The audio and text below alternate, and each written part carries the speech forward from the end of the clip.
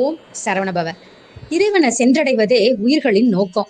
ஆயினும் குறையுள்ள அறிவு கொண்ட உயிர்கள் இறைவனை சேர விடாம உயிர்களின் அறிவை அறிவற்ற சடப்பொருள்களான மலங்கள் மறைத்து கொண்டிருக்கின்றன.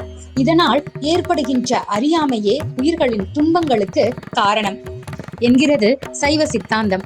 இறைவனை அடைவதற்கும் தடையாக உள்ள ஐவகை மலங்கள் என்னன்னா ஆணவம்.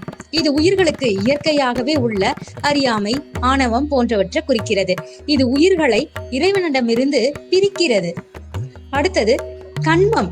இது செயல்களின் விளைவாக ஏற்படும் வினைகள் அல்லது கர்மங்களை குறிக்கிறது. நல்ல செயல்கள் நல்ல பலன்களை தரும், தீய செயல்கள் தீய பலன்களை தரும். மூன்றாவது மாயை.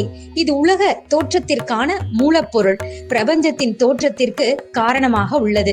இது உயிர்களை மாயையில் சிக்க வைக்கிறது. இந்த மாயை ஆன்மாவை உலக பற்றுகளில் ஈடுபட செய்கிறது. நான்காவது மாயேயம். இது மாயையின் ஒரு பகுதியாகும். இது ஆன்மாவை உலக மாயைகளில் சிக்க வைக்கிறது. இது உயிர்களின் அறிவை மறைக்கும் ஒரு சக்தி. ஐந்தாவது திரோதாயி.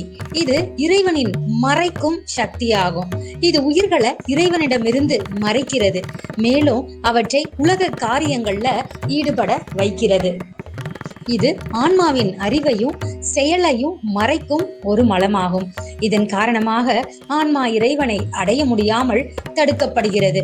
இந்த மலங்கள் ஆன்மாவை பிறவி பிணியிலிருந்து விடுவிக்கப்பட வேண்டியவை என்று சைவ சித்தாந்தம் கூறுகிறது. இந்த ஐவகை மலங்கள் உயிர்களின் ஆன்மீக வளர்ச்சியை தடுக்கின்றன. சைவ சித்தாந்தத்தின்படி இந்த மலங்களை நீக்குவதன் மூலம் மட்டுமே உயிர்கள் இறைவனை அடைய முடியும். ஓம் சரவணபவ.